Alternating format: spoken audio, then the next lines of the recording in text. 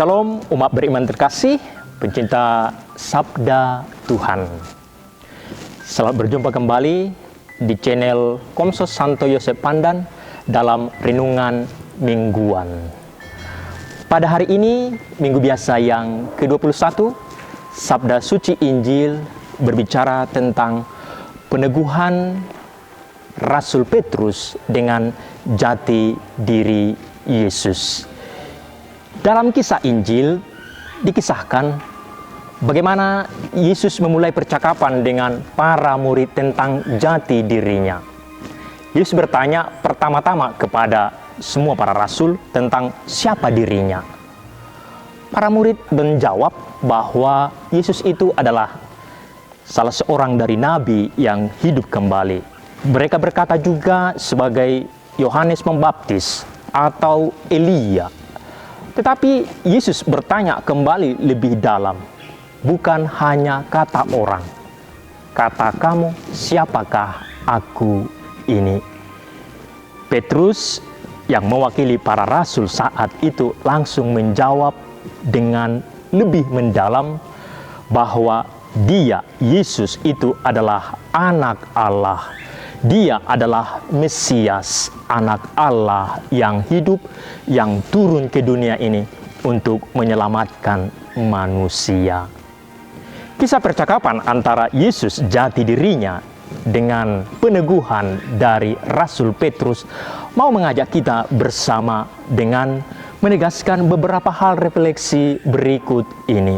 Bahwa iman kita akan Yesus Kristus tidak cukup hanya apa kata orang, tidak cukup hanya pemahaman-pemahaman orang tentang siapa Yesus itu.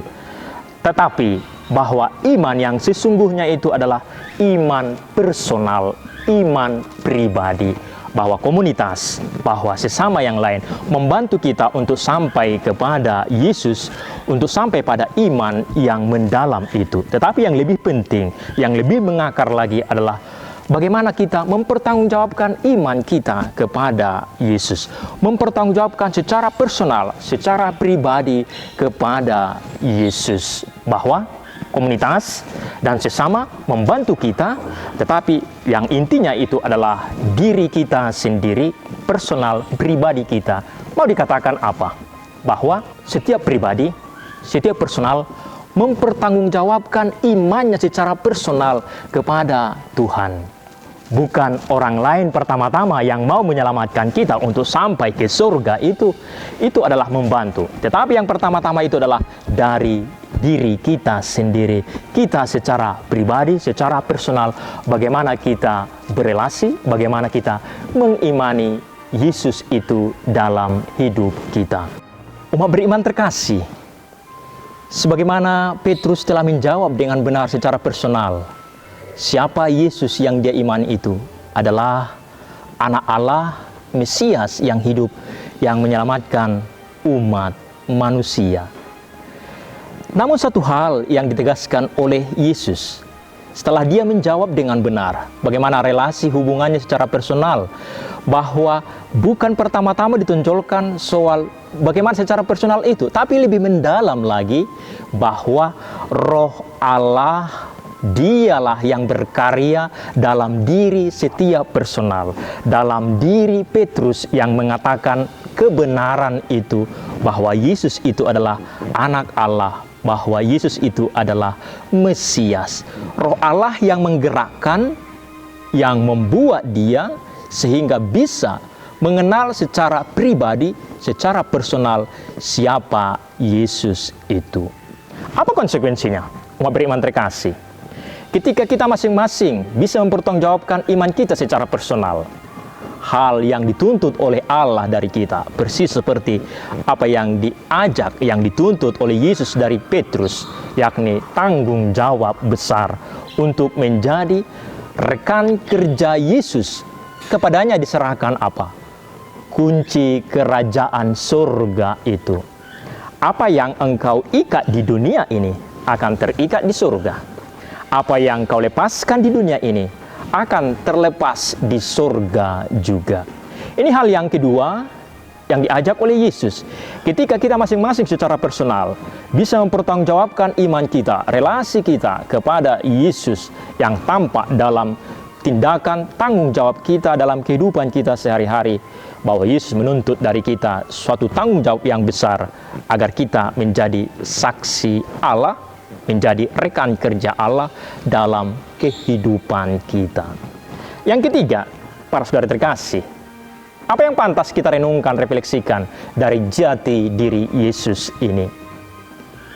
Petrus mengungkapkan dengan benar, mengatakan dengan benar, siapa Yesus itu adalah Sang Mesias, Anak Allah yang hidup, yang menyelamatkan. Meskipun itu benar atau tanpa itu, bahwa jati diri Yesus itu tidak akan pernah berubah. Entah itu nanti pada perikop selanjutnya, apa yang dipikirkan oleh Petrus itu berbeda dengan apa yang dikehendaki oleh Yesus sendiri, bahwa jati diri Yesus itu tidak pernah berubah, bahwa memang dia adalah anak Allah, dia adalah Mesias. Kita belajar dari jati diri Yesus sendiri. Apa jati diri kita yang sesungguhnya? Yang sudah ditanamkan oleh Allah, yang sudah diberikan Allah kepada kita sejak kita dibaptis melalui gereja. Jati diri kita adalah orang beriman. Jati diri kita adalah imago Dei, gambar Allah. Orang bisa mengatakan hal-hal yang lain atau yang tidak benar dengan kehidupan kita, tetapi jati diri kita tadi yang diberikan oleh Allah sendiri dalam hidup kita adalah anak Allah, rekan Allah, bahwa kita menerima pembaptisan, bahwa kita adalah pelanjut misi Yesus. Inilah jati diri kita, imago Dei, gambar Allah. Entah benar atau tidak apa yang dikatakan oleh orang lain atas diri kita, jati diri kita, mari kita pertahankan, mari kita perjuangkan, dan mari kita realisasikan dalam hidup kita. Jati diri Allah sebagai anak Allah yang hidup, sebagai Mesias. Jati diri kita yang diberikan oleh Allah kepada kita adalah imago Dei, gambar Allah, orang beriman, orang baik. Inilah yang pantas kita realisasikan dalam hidup kita. Semoga pada minggu biasa yang ke-21 ini, jati diri Allah itu yang diungkapkan oleh Petrus dan jati diri kita sebagai imago Dei, gambar Allah, semakin dipakai oleh Tuhan untuk menjadi pewarta yang baik, berealisasi kerajaan Allah di tengah-tengah kehidupan kita, dalam hidup bersama dengan sesama kita. Amin. Shalom.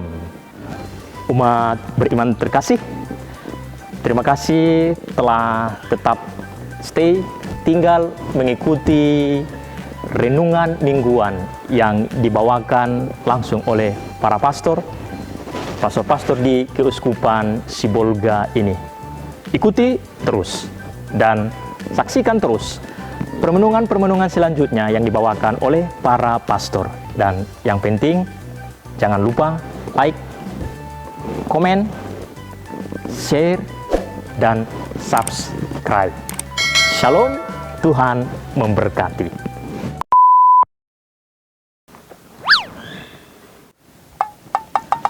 Dalam hidup kita, umat beriman terkasih, pencipta, selamat berjumpa kembali di channel. Dan aduh,